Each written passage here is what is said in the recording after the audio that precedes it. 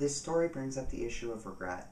If someone makes a mistake in this arena, I think it's their own fault, and they ought to live with the consequences.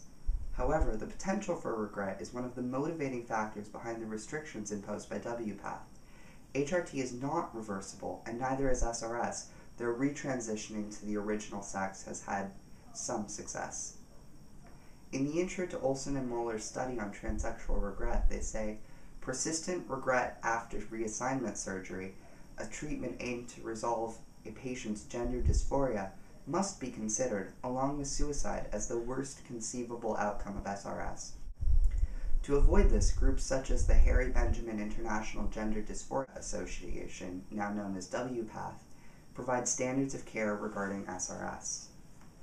They go on to explain that one could experience regret as a result of social dysfunction post-transition or due to sexual dysfunction and other physical complications resulting from surgery.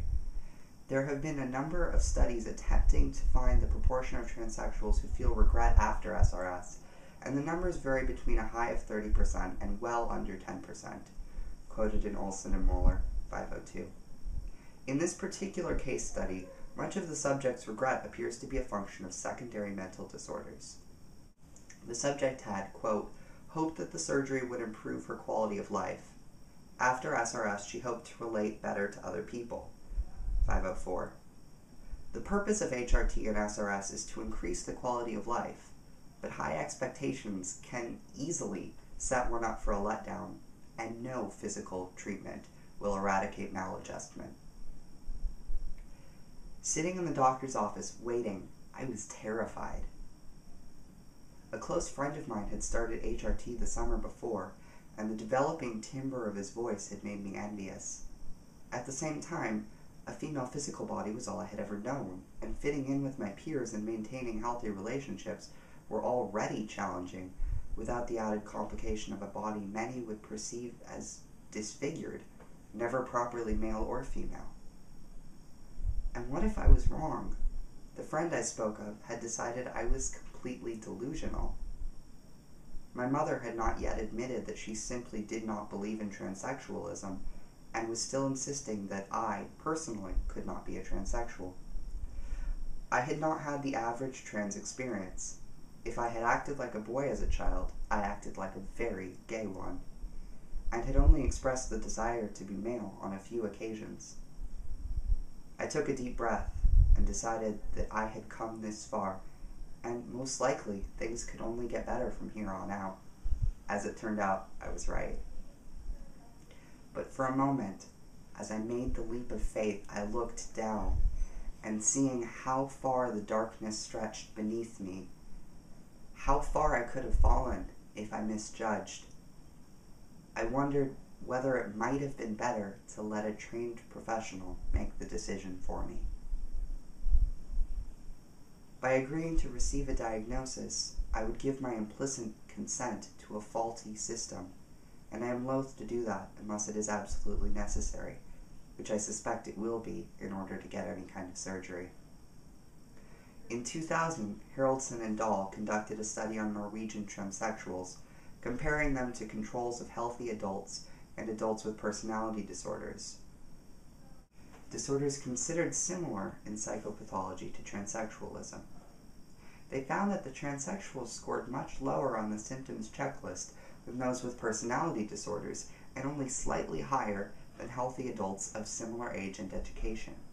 They concluded, quote, these results support our hypothesis that trans patients accepted for treatment generally have less psychopathology than presumed in earlier studies. The assumption that most trans patients have a personality disorder is not substantiated. Haraldsen and Dahl, 280. While their results can only be extended to Norwegian transsexuals, it is easy to see that further studies may have similar results. Cross-gender feelings are not, by themselves, an indicator of mental illness, and should not be treated as such. I've been on testosterone a little over 8 months now, and I'm thrilled with the results. The changes I did not fully know how to anticipate were the mental changes. It made me more stable, helped me be more objective about my life. More importantly, I feel like myself, that indefinable yet essential thing.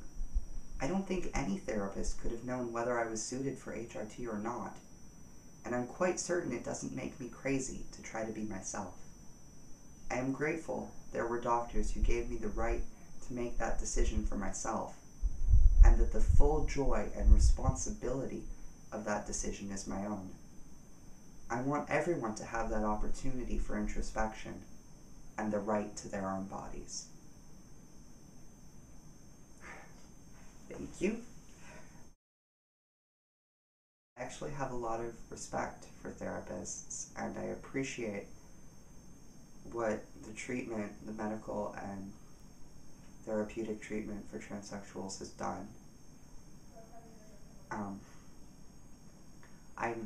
I've actually decided that I'm relatively certain I'm going to become a therapist. So I'm sure this has been incredibly long, and I hope it was remotely entertaining. I'd love feedback, and I will see you next time. Have a great week. I probably won't get back to you for about another 2 weeks.